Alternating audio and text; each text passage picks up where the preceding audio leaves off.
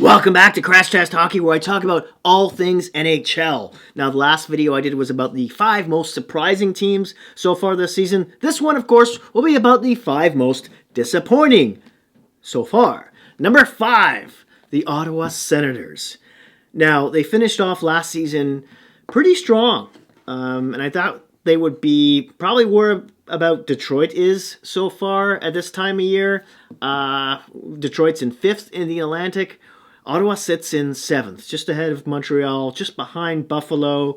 Now, keep in mind, they've only played 29 games, and that's at least 3 less than most teams in the league so far. So keep that in mind when I, bring up some stats like goals against, in which they're around 20th so far. And you think that would be probably the bigger problem with this club, because of the whole issue with Matt Murray and being waived and then coming back again and so on and so forth. But goals for actually is a bigger problem. They sit around 5th last in the NHL, which is kind of impressive in its own little weird way, because again of the number of games they've played. Now they've had a lot of injury issues. It's problems with COVID, etc., like a lot of teams have so far this season. But there's not a ton of experienced players, to just, plug those holes like there are on other clubs, like, Toronto, Tampa Bay, Florida, etc., etc. I expect them to turn this around at some point, just not enough to, make the playoffs in a division as tough as the Atlantic. Number 4. Probably should be higher on this list. The Montreal Canadiens. Now, we all knew that Weber, was gone for the season and Price wasn't going to be there to start. And that's kind of their heart and soul ripped out right there, isn't it? Not to mention Danault being, leaving for LA. His boots were just too big to fill. Bringing in Dvorak in the offseason. Yeah, he's a good player. Probably a top 6 winger. Not really a 2C, probably more like a 3C if you're going to slot him in down the middle. So, they're dead last in the Atlantic. I don't think that's going to change really. They've already fired their GM. Life is moving on there, and it's all about who's going to be sold at the deadline. Currently, players like Anderson and Dvorak are injured. I think they're also last in points percentage, even behind Arizona at this moment in time of this video anyways. So yeah, I'm not going to dwell on that any longer. Number 3, who should probably be higher on this list, but it's the Philadelphia Flyers. And this kind of needs its own video, really. There's just so many issues here, from the players not living up to their contracts to the coaching issues. Of course, Alain Vigneault was fired. Now Mike Yeo's in his spot. They've also had a plethora of injuries and COVID issues. And now, Ellis, having him go down to injury shouldn't change the outcome for any club as much as it has for him when he's out of the lineup. I don't know what to say to you. They also brought in Ristolainen and Atkinson. Atkinson has turned out really well for them. Brassard has actually filled in quite nicely, and he's plugged a lot of holes in this lineup.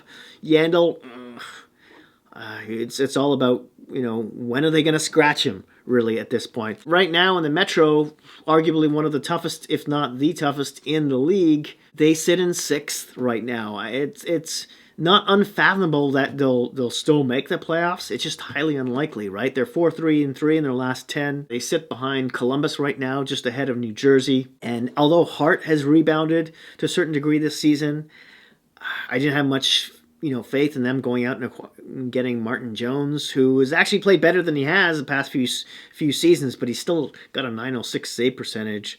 So all I can see is their UFAs now, and when they'll be selling them off and what they'll get for them, like Ristolainen and Braun, just for starters, both right-shot defensemen. Giroux, of course, who's 33 now. They should get a pretty penny for him if they flip him. And then, outliers like Brassard and Jones, who they could get high draft picks for. High meaning, 6th or 7th round. So we'll see what happens there. But Yeah, they probably should be number 2 or even number 1 on this list. Number 2, the Winnipeg Jets. I just think I had higher expectations for this club, especially after they went and plugged the holes on defense with Dillon and Schmidt in the offseason. And it just hasn't worked out, right? I mean, Maurice resigned, and now, Lowry's there. And you can't expect everyone to be like Bruce Boudreau and turn a team around in the blink of an eye. We'll see how long this takes for them. I mean, Pierre-Luc Dubois has rebounded quite well from last season. And although Wheeler started the season really poorly, just before he got injured in the 7 games previous to that, he had 12 points. Only one of them goals, mind you. And then there's Helbuck, who, for his expectations, a .913 save percentage isn't exactly, the cat's meow. In the goals for and goals against categories, they're dead even. With the Pacific the way it is, maybe they have an edge there to even squeeze in a wild card spot if it comes down to it, but the Central's not easy either. I don't think Dallas is done by any count, and who saw Nashville, playing the way they have? Nashville's 8-1-1 in their last 10. So yeah, number 1 on this list is the New York Islanders. They're last in the Metro, which is, one of the toughest, if not the toughest division in the league. But they've only played 28 games. I think that is the least amount of any team, technically, so far. So there's that. They started off the season with 13 games on the road.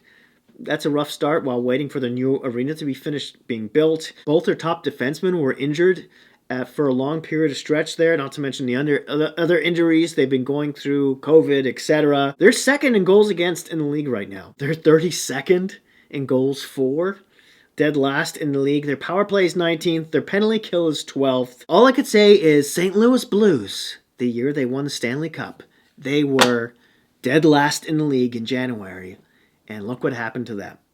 So, and they've got a really experienced coach in Barry Trotz. I think this team could still turn it around, as crazy as that sounds. Let's go to the dishonorable list, starting with the Seattle Kraken. I didn't think they were going to make the playoffs. I thought they would be around, the bottom of the 3 of their division, and they're last right now in the Pacific. They're 2-6-2 in their last 10 games. This team is one big, good third line with no real great stars on it at all. I think the goalies came from teams who had better defense, who also gave them more goal support as well. So, yeah, enough said there. Chicago Blackhawks, even with the additions of Fleury and Jones and Taves coming back, the confidence wasn't there for me. The depth of their defense isn't. Taves has, has come around a bit lately, but he's kind of laid an egg so far, hasn't he? Then there's the Edmonton Oilers, who started off really well, but have wet the bed since December, really. Could the coach be fired? We'll see. But I think this is mostly on Holland, because it's the same issues over and over again, isn't it? Depth scoring. Not to mention, don't have much confidence in their defense. They've got a great top 2, maybe 3, but the rest, the second pair, Keith and Ceci should not be second pairing defensemen. And then the goaltending, right? Smith's been injured all year round, almost, but he's 39 years old. I didn't expect him to do this good, to do as well as he did last year. Not to mention repeat it this season at his age.